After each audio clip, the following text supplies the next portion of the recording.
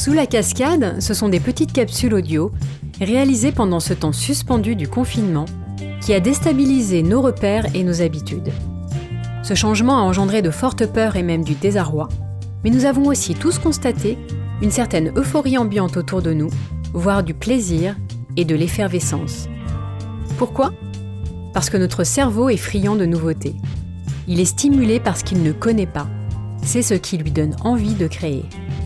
Quand on arrive à passer le chaos des chutes d'eau, se cache parfois sous la cascade une grotte mystérieuse qui éveille toute notre imagination et stimule nos sens. Le flux des cascadeuses se transforme donc le temps d'une parenthèse en un cours d'eau aérien qui transportera vers vous l'expression créative d'entrepreneuses inspirées.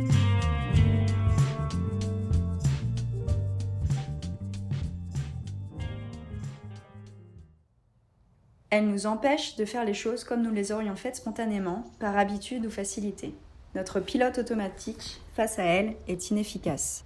Nous devons reprendre les rênes et trouver des routes alternatives. Nous sommes toutes et tous confinés. Nos portes sont fermées, mais nous avons souhaité vous ouvrir celle de notre bibliothèque. Nous avons pioché l'un de nos livres préférés, Leçons d'artiste de Grégoire Jean Monod, et nous sommes en train de le parcourir. C'est une vraie source d'inspiration. Cet auteur fait le lien entre les parcours d'artistes et nos vies professionnelles. L'une de ces fameuses leçons résonne particulièrement bien avec notre actualité. Exploiter la contrainte. D'ordinaire, notre créativité naît de l'échange, de la découverte de nouveaux endroits, de rencontres inattendues. Mais en ce moment, nous sommes chez nous, en terre connue. Cela signifierait-il que nous ne sommes plus capables de créer ? C'est ce que nous allons voir au travers de quelques extraits de cette leçon que nous avons tenu à vous partager. Ce qui est vrai pour le peintre est vrai pour n'importe qui, dans n'importe quel champ d'activité. La contrainte, qu'elle soit pratique, logistique, temporelle, financière, légale ou de toute autre nature, est un moteur de créativité. Moi, même si j'adore les cartes blanches, je crois que je préfère créer sous la contrainte, parce que l'idée la plus évidente qui va nous venir en tête hyper facilement, si elle n'est pas possible avec cette contrainte-là, ça va permettre de penser à des chemins de traverse qu'on n'aurait pas envisagé autrement. Et souvent, on voit une multitude de chemins qui s'offrent à nous quand on décide de quitter l'autoroute. Vous et moi, en êtres humains normaux, détestons sentir nos actions entravées et nos intentions contrariées. Et je présume que Matisse lui-même enrageait de ne pas pouvoir se lever pour faire face à sa toile et la couvrir de peinture à grands coups de pinceau. Son plus grand mérite a été de dépasser cette crispation pour créer plutôt que d'abdiquer. C'est vrai que personne n'aime buter, ni se heurter à un obstacle ou être arrêté en pleine course. Je pense que c'est justement précisément ce que nous sommes en train de vivre aujourd'hui dans cette période si particulière du confinement. Chacun, à son échelle, s'est vu plus ou moins restreindre son champ d'action ou a dû dévier de son objectif quotidien. Et puis, comme dans toute phase de changement, quand on passe la phase de déni, vient celle de l'acceptation. On est tous ainsi constitués, en tout cas, c'est ce qui me semble.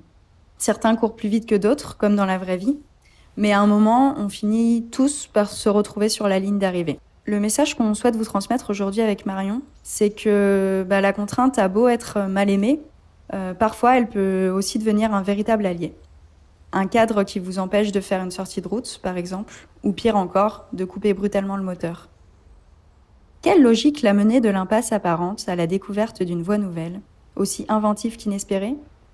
La réponse tient en une phrase. Notre fonction n'est pas notre mission. On a tendance à se placer dans nos vies professionnelles dans des cases. On se dit, je sais faire ça, mais pas ça, ou si je fais ça, c'est un dépassement de fonction. Mais l'entrepreneuriat, c'est vraiment s'affranchir de toutes ces cases pour créer un univers qui nous correspond.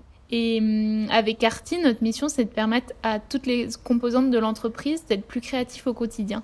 Et en ce moment, forcément, on ne peut plus intervenir sous forme de fresques dans les locaux, d'ateliers ou d'événements. Alors, on a décidé de lancer notre propre podcast sur cette thématique, une sorte de training de créativité à distance en quelque sorte. La fonction d'artiste de Matisse était de peindre, mais sa mission était, plus largement, de produire des images. S'acharner sur la première aurait été vain.